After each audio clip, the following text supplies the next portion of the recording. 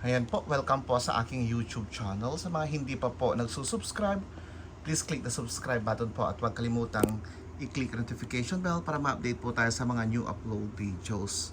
Ayan po, kain po tayo from Kufa. Kulang na lang po, letter L para maging kupal. Ayan, meron po tayong order na chicken fillet. Ito po, ang sandwich chicken fillet po ng Kufa.